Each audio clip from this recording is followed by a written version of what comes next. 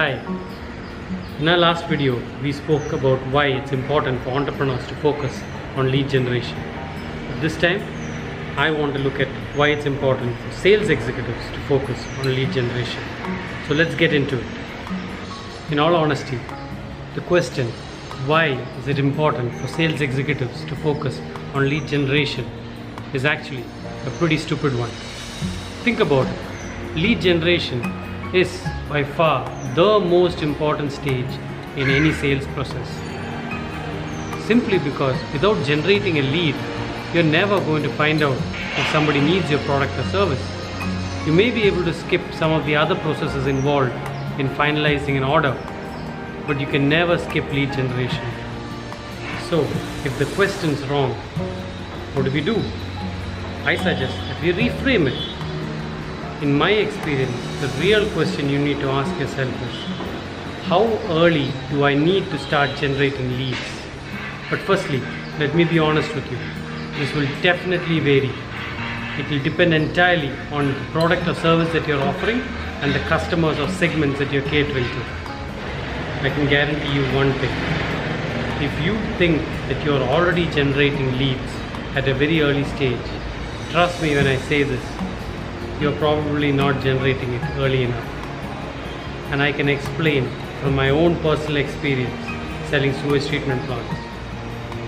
Back in the day, when I started out in sales of sewage treatment plants, I used to think that the best way to get leads was to go searching the web, especially looking at the website of the Kerala State Pollution Control Board.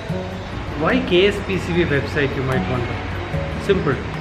They put up lists of all the companies who had applied for a consent to establish and received it.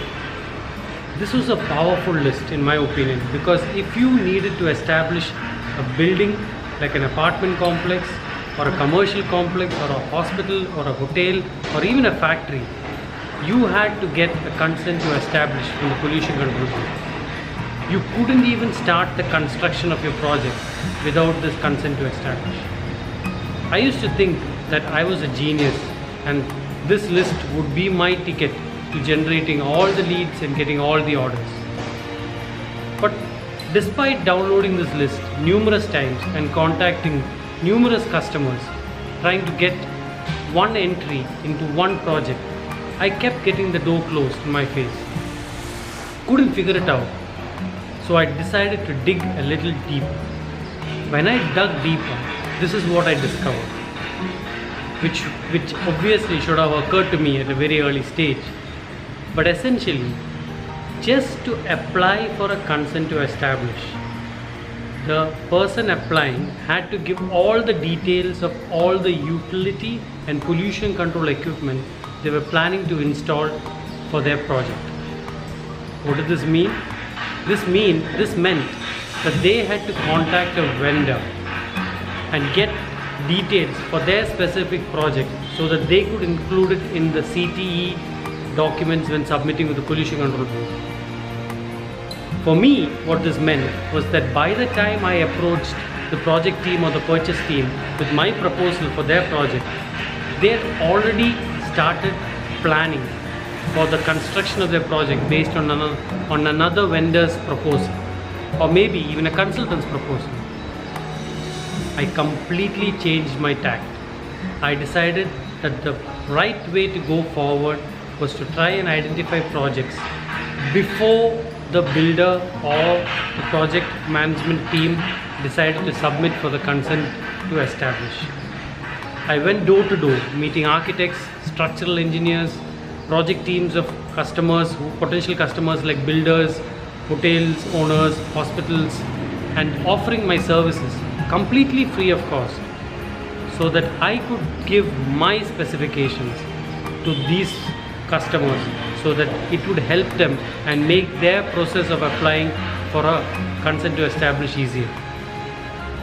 This was a game changer. Obviously, I did not stop referring to the KSPCB list of potential customers who got their consent to establish, because the list was huge.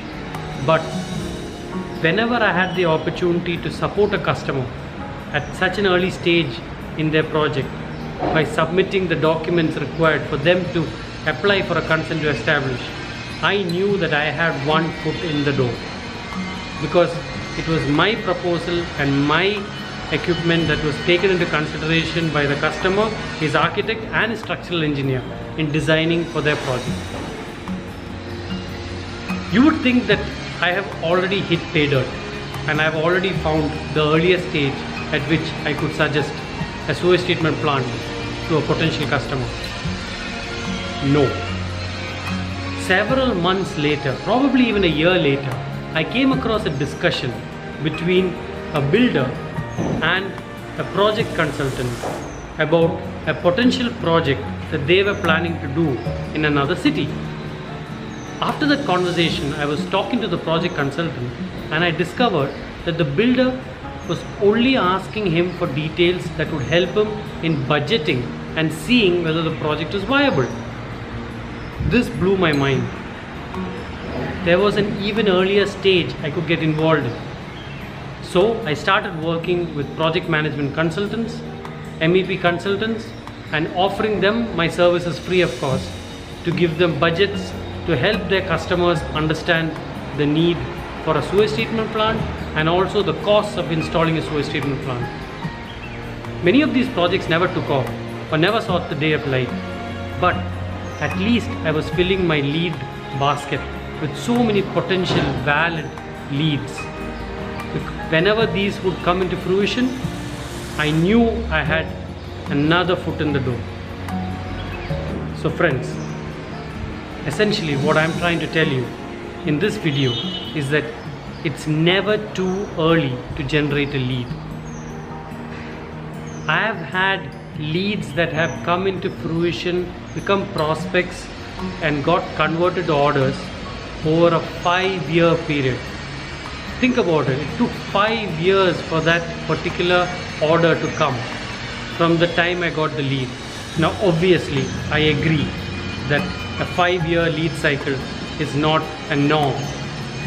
It does vary from industry to industry and product to product. But what if you could extend your lead cycle? What if your lead to order cycle was 10 to 15 days, but you could find out at least 5 or 10 days before that and make it 20 days? Imagine the leverage you would have over your competition. Imagine the additional time you would have establishing a relationship with your customer. Imagine how much foresight you would be giving your company and helping them plan for what's going to come in 20 days time. So in this video, I'd like to part with just one suggestion for all my sales buddies out there. It is never too early to generate a lead. If you think you're already early in the life cycle of a sales process, look even further to see if you can generate leads even earlier and see how it's going to benefit your sales process. That's it for this time. I hope you enjoyed this video and I'll be back with more awesome content for sales processes. Thanks and bye-bye.